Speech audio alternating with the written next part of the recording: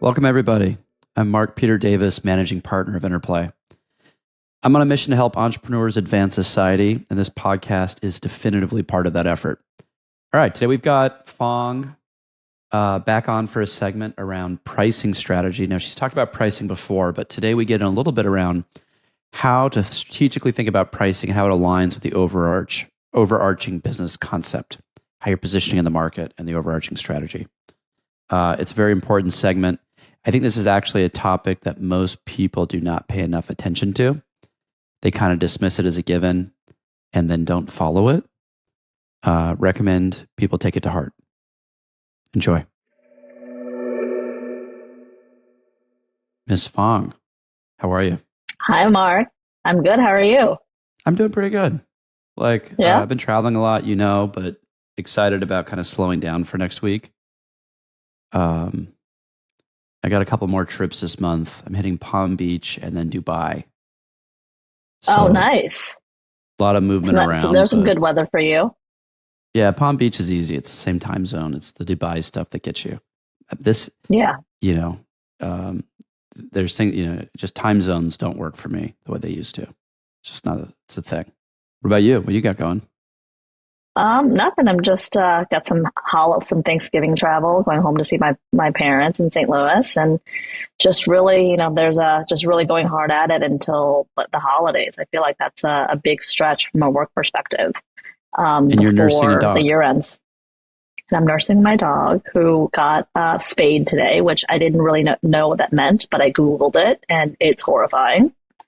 It's a full hysterectomy, right? Yeah, they take out everything, which doesn't sound like that when you say spay. Right. They branded it well. Does it have like bad hormonal impact? Side effects? I don't think so. Animal? Yeah, I don't think. I think for males there might be humans, right? Yeah, yes. I think for males it makes them maybe a little bit less aggressive. I have a female dog, so I don't think that there's anything behavioral. I hope not, because she's the best dog. I know you love your dog. Okay. Yeah. All right, let's jump into it. So, what are we learning today? So today I wanted to revisit a topic that I've talked about before on the podcast, but I wanted to take a different angle on it. And that's pricing strategies. So the last time we talked about this, I talked at a very high level about pricing, regardless of what kind of product or distribution channel you have. But in reality, we know that pricing in B2B versus B2C companies is very different. And even more so in B2B SaaS companies, which we'll focus on today. Now, there's no magic formula in creating the strategy. It's very much an art. And you've got to consider a lot of factors. It can get really confusing and really overwhelming quickly. So I'm going to try to simplify some of it for you guys. Now, why is pricing so important that I'm talking about it again after I've already covered it? It's because it impacts so many things. Obviously, it impacts profitability. So how much you charge directly impacts how much you make. But it also impacts your ideal customer profile, your product, how it's built, its value proposition, your sales and marketing model. So how big of a sales team you have and the marketing budget you have. Also affects your win rates and new accounts and your ability to convert customers. And it even affects your churn. So where do you start? I think the best starting point is to decide if you're going to be the lowest price player on the market or the highest price player on the market. I generally think these are the two options because it's easiest to differentiate yourself on these ends. People immediately get it. If you're somewhere in the middle, customers don't know what to do with you. You can land somewhere in between, but there's got to be a really good reason.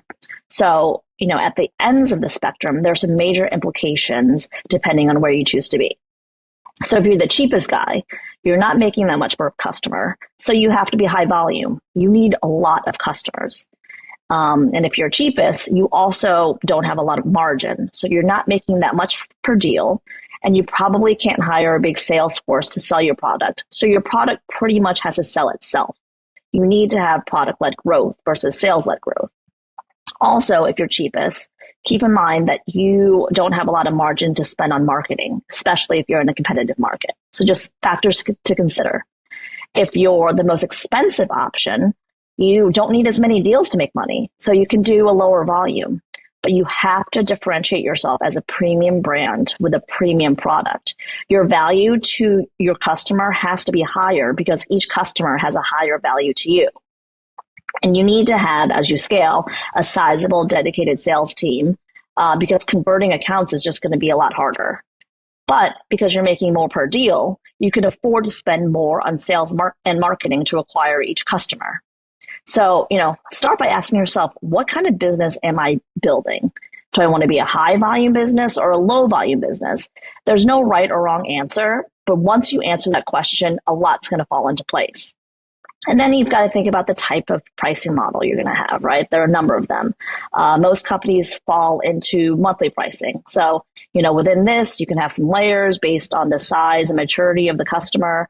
I recommend having 3 layers and keep it simple. Make it super simple. Like, don't nickel and dime for low value features. Just make it really simple. Then you can do annual. This is where the next biggest chunk of SaaS companies land. And there are different ways to structure this. There could be an annual amount based off of a discount off of the monthly, or you can sign a 1-year contract but pay monthly, but it's all based off of an annual commitment. And then some other less common options are metered pricing, which is based on monthly usage, pay as you go, or revenue share. So this is kind of like the Shopify model where you can do like a monthly fee and then you get a percent of revenues. But regardless, choose the right model that aligns with your value proposition, your cost structure, and your customer lifetime value. And then, regardless of where you land, here are some helpful benchmarks to keep in mind. The first is if you have a sales-led model, that is, if you have a higher priced product and you're paying for a sales team to win high-value customers, a general benchmark is that each deal should be about $25,000 to make that economics work. Remember, you have to pay for the marketing to generate the lead, the salesperson, the time of a longer sales cycle. The math doesn't end up working unless you're making about $25,000 lifetime value of that customer. Second benchmark is 10 times value. This is the idea that you should be delivering 10 times the cost of your product in value to your customer. If you're able to say this and be able to back it up, that's a really compelling sales pitch. And then how do you calculate that? So let's say, for example, you have an analytics technology that makes pulling and extracting value from data so easy that you can confidently say it saves companies the need for a data analyst. And let's say a good data analyst makes about $100,000 a year. You can price your product at $10,000 annually and still be delivering tons of value to your customers. Then the last benchmark is 5%. And this is in reference to pushing your higher price points. Keep testing higher pricing. Once you think you found the right price point, keep testing 5% increments of higher price points. And if you don't get resistance, that's your new price point. And keep doing that until you get about 20% of your customers pushing back. And that's generally the right level of price to price resistance. So no magic bullet here, right? You really have to figure out a lot of stuff on your own, but just some guiding principles that hopefully can help simplify things for you. This is so powerful. And I just wanted to double click on one thing you said that I just think is the most overarching concept is folks should not be thinking about price in a vacuum. Price should be considered in a framework of overall strategy for the firm. And usually there's a whole bunch of things where you need to kind of put them in line. So there's an alignment to the strategy.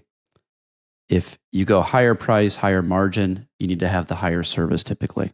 The higher value proposition. Yep. There's low end plays.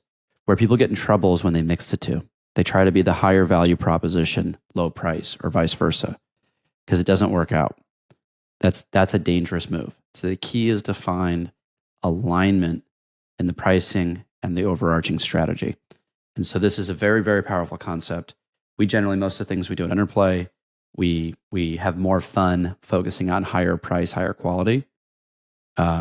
Which I think is more inspiring work generally. So that's my favorite quadrant to be in because you get to do really high quality work and invest in wowing. But it has to be very intentional. It's when people mix and match that they get in trouble. Yeah, I mean, the math's got to work out, right? So if you're low volume, high price, then you have a lot of room to work with. If you're high volume, low price, then you don't really have that much. So yeah, I tried to be unbiased in, what quadrant you should be in the way that I explained it. But yeah, I think, having the higher price points and being able to service your customer with this kick-ass product and amazing customer service is just a lot more fun. It's more fun. And they're both can be great business strategies. Just more inspiring if you're trying to build a cool product. Thank you, Phuong. Appreciate you as always. All right. Thank you. Awesome to have Phuong on as always. There's a really cool library of business wisdom that she's building. If you're interested, you can find more of her topics on all the various media sites that we produce on. But there's a Phuong wisdom library that I think is kind of becoming a startup playbook. So hopefully that's helpful to you. Catch you guys soon.